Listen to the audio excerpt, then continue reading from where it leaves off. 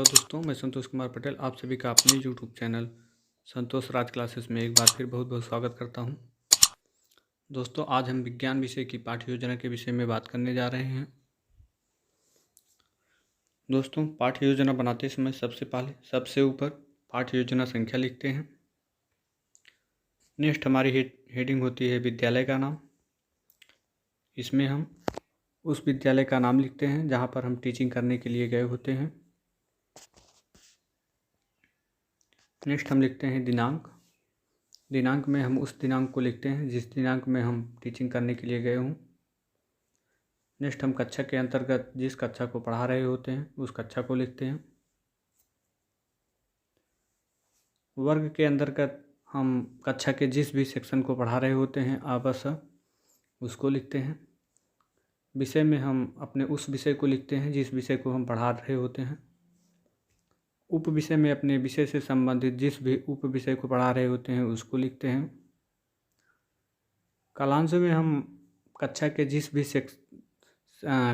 जिस भी पीरियड में पढ़ाने के लिए जाएं उस पीरियड को लिखते हैं, पहले दूसरे तीसरे। अवधि के अंतर्गत हम सामान्यतः 30 मिनट या 35 मिनट लिखते हैं। नेक्स्ट हेडिंग हमारी होती है प्रकरण। दोस्तों, हम प्रकरण को प्रस्तावना प्रश्न निकालने के बाद लिखते हैं, इसलिए इसका स्थान हम रिक्त छोड़ देते हैं। नेक्स्ट हेडिंग हमारी होती है शिक्षण विधियाँ। इसमें हम लिखते हैं प्रश्नोत्तर विधि, व्याख्या विधि, प्रदर्शन विधि। नेक्स्ट हेडिंग हमारी होती है सामान्य उद्देश्य। सामान्य उद्देश्य के अंतर्गत हम 5 या 6 पॉइंट लिखते हैं जो हमारे विषय से संबंधित बातें होती हैं। जैसे हमने पहला पॉइंट लिखा है बच्चों में विज्ञान विषय के प्रति अभिरुचि जागृत करना। दूसरा पॉइंट बच्चों में विज्ञान की उपयोगिता के विषय में जानकारी प्रदान करना। तीसरा पॉइंट बच्चों में नैतिकता, सामाजिकता, वैज्ञानिकता का विकास करना। चौथा पॉइंट हमने लिखा है बच्चों में विश्लेषण संश्लेषण की योग्यता का विकास करना। पांचवा पॉइंट हमने लिखा है बच्चों में आत्मविश्वास का विकास करना। छठा पॉइंट हमने लिखा है बच्चों में तर्क शक्ति का ज्ञान प्रदान करना। नेक्स्ट हेडिंग हमारी होती है विशिष्ट उद्देश्य। इसमें हम लिखते हैं पहली हेडिंग ज्ञानात्मक उद्देश्य। इसके अंतर्गत हम लिखते हैं बच्चों में सजीव तथा निर्जीव में पहचान की योग्यता विकसित करना।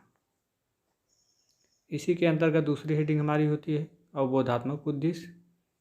इसमें हम लिखते हैं बच्चों में सजीव के लक्षणों के विषय में जानकारी प्रदान करना। इसी के अंतर्गत अगली हेडिंग हमारी होती है प्रयोगात्मक उद्देश्य। इसमें हम लिखते हैं बच्चों में सजीवों के विषय में प्रयोगात्मक रूप से जानकारी करना। नेक्स्ट हेडिंग हमारी होती है सहायक सामग्री।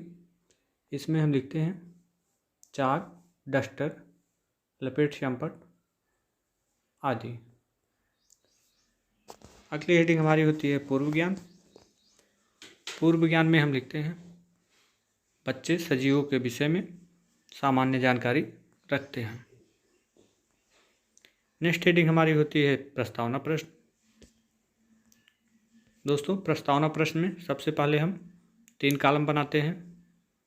क्रम संख्या, छात्राध्यापक अनुक्रिया, छात्र अनुक्रिया। क्रम संख्या में हमारा पहला पॉइंट होता है। छात्राध्यापक अनुक्रिया में हमारा पहला प्रश्न होता है हम सब कहाँ निवास करते हैं। छात्र अनुक्रिया में हमें छात्रों द्वारा दिया गया आंसर प्राप्त होता है पृथ्वी पर। क्रम संख्या में हमारा दूसरा पॉइंट होता है छात्राध्यापक अनुक्रिया में दूसरा प्रश्न पृथ्वी पर विद्यमान कुछ प्राकृतिक वस्तुओं के नाम बताओ।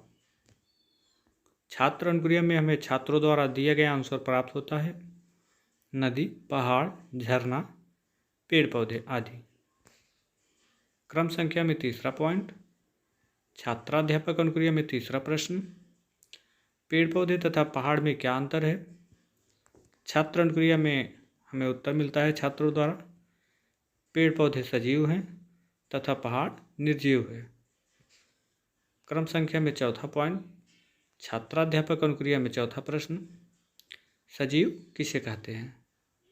छात्र अनुक्रिया में हमें उत्तर मिलता है, हमें कोई उत्तर नहीं मिलता है, इसलिए हमारा प्रकरण निकल कर आता है सजीव। नेक्स्ट हेडिंग हमारी होती है उद्देश्य कथन। इसमें हम लिखते हैं, बच्चों आज हम लोग सजीवों के लक्षण के विषय में अध्ययन करेंगे। नेक्स्ट हेडिंग हमारी होती है प्रस्तुतिकरण। प्रस्तुतिकरण में हम सबसे पहले 4 कॉलम बनाते हैं।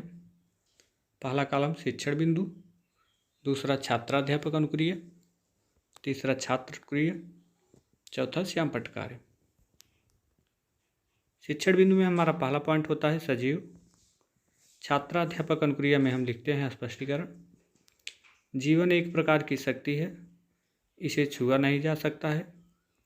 संगठित जीव पदार्थ की जीव दशा को जीवन कहते हैं। जीवन पदार्थ के संगठन की वह दशा है जिसमें यह वातावरण की रासायनिक ऊर्जा का प्रयोग कर सकता है। प्रकृति को देखते ही हम सजीव तथा निर्जीव को आसानीपूर्वक पहचान सकते हैं। पादप व जंतुओं को जीव कहा जाता है। जीवों में पाए जाने वाले संगठक मिलकर सजीव तंत्र का निर्माण करते हैं।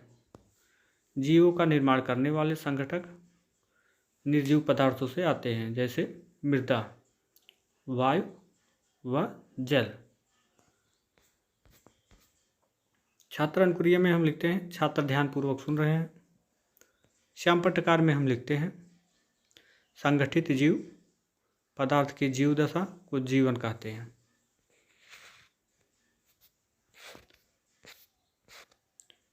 छात्राध्यापक अनुक्रिया के अंतर्गत नेक्स्ट हेडिंग हमारी होती है अवबोधात्मक प्रश्न। इसमें हम पहला प्रश्न रखते हैं, जीव किसे कहा जाता है? छात्र अनुक्रिया में हमें उत्तर मिलता है, पादप व जंतुओं को।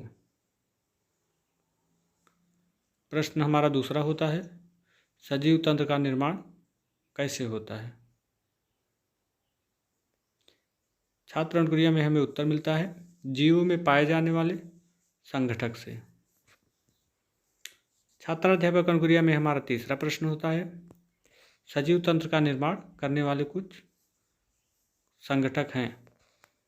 छात्र अनुक्रिया में हमें उत्तर मिलता है, मृदा, वायु व जल।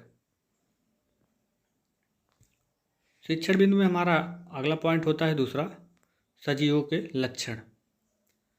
छात्राध्यापक अनुक्रिया में हम स्पष्टीकरण देते हैं, सजीवों में रासायनिक विश्लेषण के अनुसार कार्बन, हाइड्रोजन व नाइट्रोजन आदि तत्वों का बना होता है, जो निर्जीव जगत में पाए जाते हैं, परंतु केवल इन तत्वों के मिश्रण से ही जीवधारी नहीं बन जाता है। किसी वस्तु को जिससे कुछ विशिष्ट जैविक क्रियाएं वृद्धि, श्वसन, पोषण, प्रजनन आदि हो रही हों, सजीव जीव कहते हैं। जीवों में निम्नलिखित लक्षण होते हैं। छात्र अनुक्रिया में हम लिखते हैं, छात्र ध्यानपूर्वक सुन रहे हैं। श्याम पट्टकार्य में हम लिखते हैं, सजीवों में रासायनिक विश्लेषण के अनुसार कार्बन, हाइड्रोजन, नाइट्रोजन आदि तत्व पाए जाते हैं।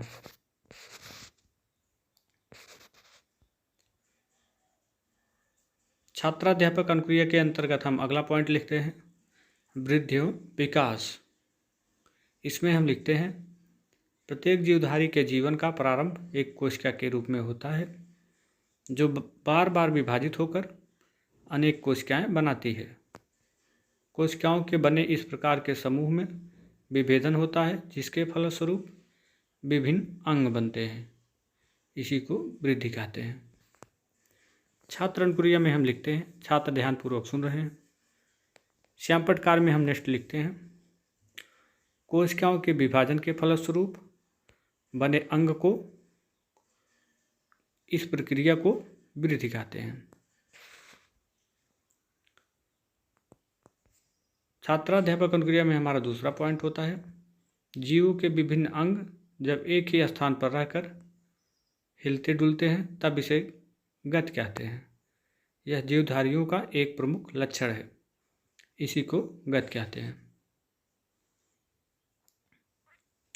श्यामपट्ट कार्य में हम लिखते हैं जीवों के विभिन्न अंग जब एक ही स्थान पर हिलते डुलते हैं तो गति कहलाती है। छात्राध्यापक अनुक्रिया में हमारा तीसरा पॉइंट होता है कोश की संरचना। इसमें हम लिखते हैं जिस प्रकार एक मकान ईंटों का बना होता है उसी प्रकार प्रत्येक जीव एक तथा अनेक छोटी छोटी कोशिकाओं का बना होता है। कोशिकाएं शरीर की रचनात्मक व कार्यात्मक इकाई हैं। छात्र अनुक्रिया में हम लिखते हैं छात्र ध्यानपूर्वक सुन रहे हैं। श्यामपट्ट कार्य में हम लिखते हैं कोशिका शरीर की रचनात्मक व कार्यात्मक इकाई है। छात्राध्यापक अनुक्रिया के अंतर्गत नेक्स्ट हेडिंग हम लिखते हैं पोषण। इसमें हम लिखते हैं शरीर की विभिन्न क्रियाओं को करने के लिए जीवों को ऊर्जा की आवश्यकता होती है। यह उन्हें भोजन के ऑक्सीकरण से प्राप्त होती है।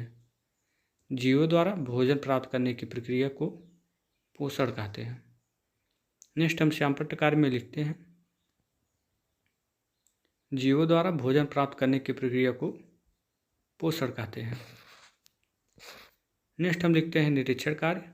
इसमें हम लिखते हैं बच्चे श्यामपट्ट पर लिखे गए शब्दों को अपनी कॉपी पर लिखें तथा छात्राध्यापक घूम घूम कर निरीक्षण करेंगे। नेक्स्ट हेडिंग हमारी होती है मूल्यांकन प्रश्न। इसमें हम लिखते हैं सजीव किसे कहते हैं। दूसरा पॉइंट हमारा होता है निर्जीव किसे कहते हैं। तीसरा पॉइंट होता है सजीव तंत्र का निर्माण कैसे होता है। चौथा प्रश्न हमारा होता है सजीव तंत्र का निर्माण करने वाले संगठक कौन कौन हैं। पांचवा प्रश्न होता है हमारा सजीवों के लक्षण बताइए। नेक्स्ट हेडिंग हमारी होती है गृह कार्य। इसमें हम लिखते हैं बच्चों आज घर जाकर सजीवों के विषय में अध्ययन करना।